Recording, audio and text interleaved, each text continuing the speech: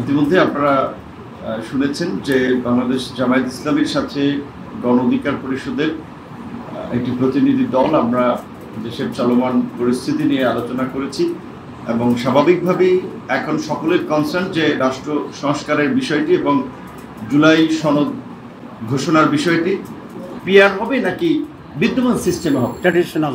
এখানে পিআরের জায়গায় দুটো আলোচনা হচ্ছে যে ধরেন সমগ্র নির্বাচন পিআর হবে নাকি এই জাতীয় ঐক্যমত্য কমিশনের প্রস্তাবিত উচ্চ কক্ষ নিম্ন কক্ষের একটি কক্ষে পিআর হবে।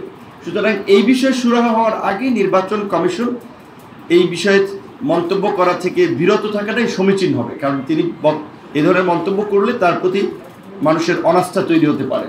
কারণ গত এক বছর ধরে জাতীয় আপনার স্থানীয় সরকারের জনপ্রতিনিধি নাই, যার ফলে মানুষ এটা চরম ভোগান্তির শিকার হচ্ছে।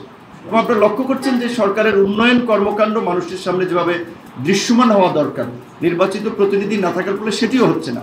সুতরাং স্থানীয় নির্বাচনটাও এই মুহূর্তে জরুরি এবং যেই সরকারের বা যেই কমিশনের মাধ্যমে আমরা বিশেষ করে জাতীয় নির্বাচন করতে চাই, তাদের কাছে যদি স্থানীয় নির্বাচন আমরা চাই সেটা তো অন্যায় কিংবা অমূলক নয়। এবং তাই ভাই যেটা বলেছে যে বর্তমান যে কেয়ারটেকার গভর্নমেন্টের পদ্ধতি, যেটি নিয়ে আমরা আগামীকালকের আলোচনার এজেন্ডা আছে আমাদের, সেখানে কিন্তু এই আলোচনাটা আছে যেহেতু দলীয় সরকারের অধীনে প্রত্যেকটি স্থানীয় নির্বাচনেও একটা অসম্ভব রকমের প্রভাব এবং কর্তৃত্ব থাকে।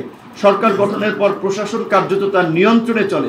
সেই জায়গা থেকে এই কেয়ারটেকার সরকারের সময় আপনার লোকাল গভর্নমেন্টের ইলেকশনগুলো করার বিষয় নিয়েও কিন্তু আলোচনা আছে। সুতরাং সেই জায়গা থেকে স্থানীয় নির্বাচন তো এই গভর্নমেন্টের বা এই সময় হতে পারে, নির্বাচন কমিশনকে সেটিও ভাবতে হবে। ধন্যবাদ।